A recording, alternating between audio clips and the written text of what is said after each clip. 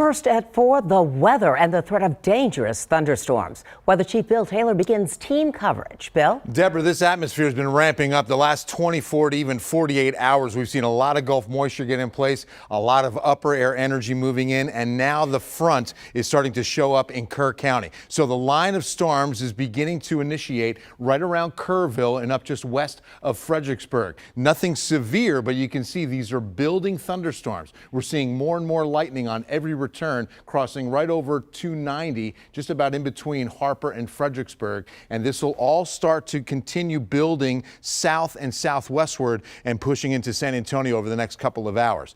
Now, the threat is going to be that some of these thunderstorms crank up to severe and will supply us with damaging winds, large hail, even isolated tornadoes. And these are in the order of probability. And right now, San Antonio in a 2 out of 5 to even the north side, 3 out of 5 risk or an enhanced risk of seeing some of these storms develop. Now, the timing, it's still looking like about 5 to 6 p.m. as far as the best opportunity in the city. This will be a 60 to 70% chance, and we'll even keep it 50-50 right through the 7 o'clock hour. But the concern for severe thunderstorms even goes as late as 10 p.m. because all the ingredients are now in place.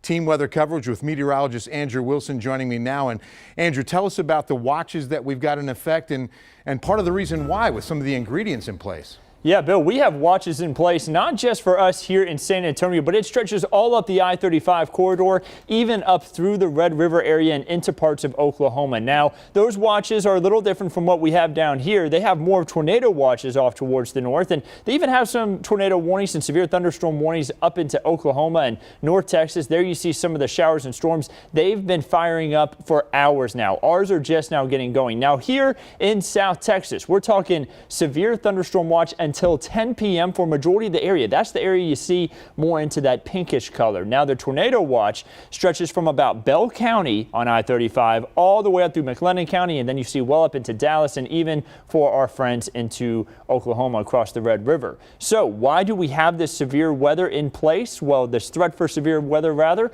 it all stems back to all the ingredients coming together, and all of that kind of comes together with our CAPE, also known as convective available potential energy.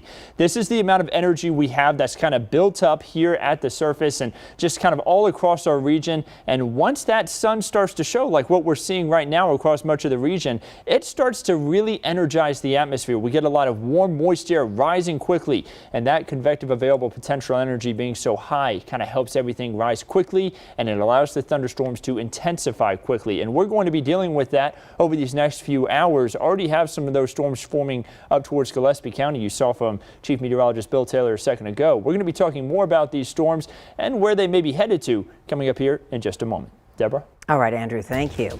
And Governor Abbott is making sure the state is prepared for severe weather.